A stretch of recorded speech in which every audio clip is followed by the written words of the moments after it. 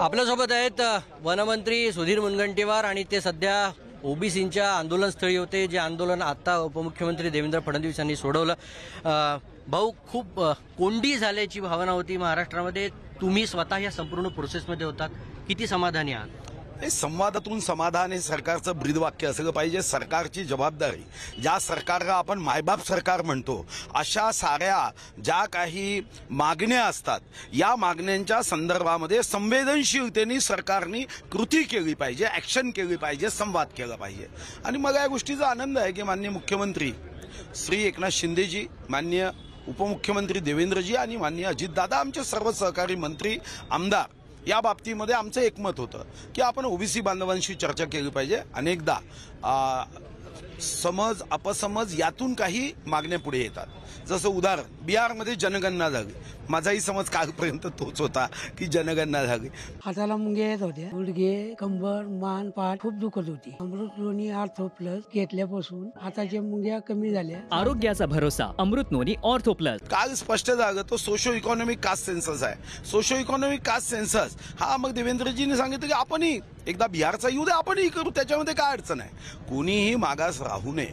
या देशाचा प्रत्येक नागरिक कोणत्याही जाती धर्माचा असो, रंगाचा असो, वंशाचा असो, वयाचा असो, उंचीचा असो, वजनाचा असो, त्याला जगण्यासाठी सरकारने खंबीरपणे उभं राहिलं पाहिजे।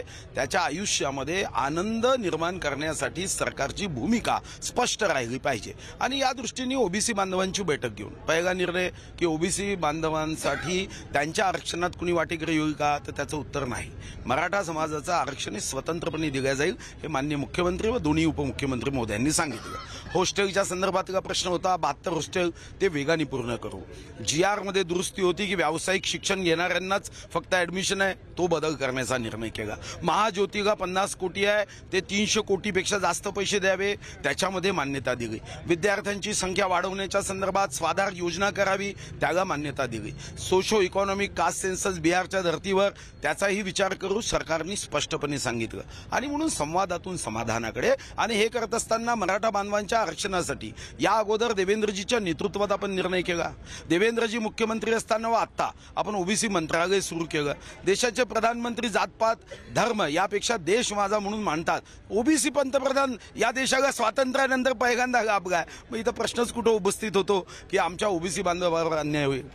निश्चितपणे यामध्ये बोगस ओबीसी प्रमाणपत्र आणि पैशाचाही काही आरोप होत आहे। मला वाटतं की असं आहे की या अगोदरही मी अनेक विरोधी पक्ष नेत्यांना पाहिलं, ते आरोप करायचे तर काही पुरावे द्यायचे, आणि तो अधिकार आहे, संवैधानिक पद आहे। असं एखादं प्रमाणपत्र असेल तर ते प्रमाणपत्र सरकारकडे दिलं पाहिजे, अतुल सावेंकडे दिलं पाहिजे।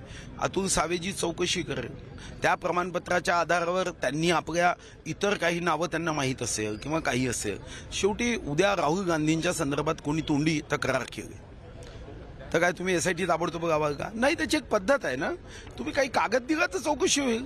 आणि आत्ताही मला स्वतः वाटतं की आता आमच्या सरकारमध्ये याचा पुढाकार घेतला पाहिजे, त्यांना निमंत्रित केलं पाहिजे, त्यांच्याकडून माहिती ही त्या विभागाने घेतली पाहिजे। ते स्वतः ओबीसी मंत्री होते, स्वतः ओबीसी खात्याचे मंत्री होते, मग ते प्रमाणपत्र कधी दिलं गेलं? त्यांनी काळजी घेतली पाहिजे, नाही तर उद्या निघायचं की त्यांच्याच कार्यकाळात दिलं गेलं तर अडचण येईल। आणि मला वाटतं की पूर्ण चौकशी हे केली पाहिजे। निश्चितपणे भाऊ, वाघनकांच्या बाबतीमध्ये एक जो GR मध्ये आहे की 3 वर्षांसाठीच आपल्याकडे येत आहे, काय स्पष्टता आहे? नाही, 3 वर्षासाठीच त्यांनी आता देण्याचं कबूल केलं। आमचा प्रयत्न आहे की पहिले सुरुवातीला ते 1 वर्ष म्हणाले, मग 3 वर्ष, आता एकदा जाऊन MOU करू, भेट घेऊ, संवादातून महाराष्ट्राच्या समृद्धीकडे हा आमचा प्रश्न आहे। 3 वर्षानंतर आपण त्याचा प्रयत्न करू ना। आता तर कधी येतच नव्हतं, ते देत नव्हते, आपल्या प्रयत्नाला यश आलं। आणि आता वाघनक आणि आता जगदंब तलवारीसाठी सुद्धा आमचा प्रयत्न आहे, आमची बैठक होत आहे। मला वाटतं की आपण प्रयत्न केला तर छत्रपती शिवाजी महाराज आमच्या आस्थेचा विषय, अस्मितेचा विषय आहे। छत्रपती शिवाजी महाराज हे नावच आमच्यामध्ये ऊर्जा निर्माण करते, आणि म्हणून मग त्यांच्या स्पर्श लागलेले वाघनक असेल, जगदंब तलवार असेल, आमच्या डोळ्यातून ती ऊर्जा हृदयात जाईल आणि हृदयातून ती हातात येईल, तर महाराष्ट्राच्या सुजलाम सुभलाम संकल्पासाठी लाखो लोक काम करतात। सुधीर भाऊ मुनगंटीवार लोकसभेसाठी उमेदवार असतील का? मला असं वाटतं की मी लोकसभेचा आहे की वार्ड मेंबर आहे की आमदार आहे की काहीच नाही, हा पक्ष निर्णय घेतो. आणि माझ्यासारखा कार्यकर्ता, जेव्हा मी आजपर्यंत माझ्या अभ्यास वर्गात तत्वज्ञान सांगितलं की आम्ही पथका अंतिम लक्ष्य नहीं है, सिंहासन पर चढ़ते जाना, जब सब समाज को साथ लिए हमको है आगे बढ़ना. आमचा भाव काय? नमो मातृभूमी जिथे जन्मभूमी, नमो आर्यभूमी जिथे वाढगोमी, नमो पुण्यभूमी जियेचाच कामी, पडू दे माझा सदा ती नमी. पक्षांनी शेवटी भारत मातेच्या मंदिराची सेवा करण्यासाठी जी जबाबदारी दिली ती पूर्ण करायची आहे. मला खातं दिलं तेव्हा मग काही लोक म्हणे सांस्कृतिक कार्य विभाग काय कशाला घेतं का? मी त्या मित्रांना सांगितलं तुमच्या लक्षात येत नाही आहे, ही सेवेची संधी आहे. आज मी अफजल खानाच्या कबरीचं अतिक्रमण मी हटवू शकलो. मी अभिमानाने सांगतो, ज्या दिवशी मी शेवटचा श्वास सोडेल तेव्हा माझ्या मनात हा आनंद राहील की इतक्या वर्षाची मागणी पूर्ण मी केली. प्रभू रामाचं भव्य दिव्य मंदिर 1528 पासून संकल्प होता. त्या राम मंदिरामध्ये संपूर्ण लाकूड, कास्ट, टिकवूड हे मी चंद्रपूर जिल्ह्यातून देतो आहे. आज संसदेचं नवीन मंदिर जागं, हे मी अभिमानाने सांगतो की संसदेच्या मंदिरात कन्याकुमारी पासून काश्मीर पर्यंत आणि कामरूप पासून कच्छ पर्यंत कोणत्याही मतदारसंघातून निवडून या, जाना पडेगा चंद्रपूर के लकडी के दरवाजे से. आता आपण वागणं आणतोय तर मला वाटतं की जी जबाबदारी आपल्या हातात आहे त्याचं सोनं केलं पाहिजे.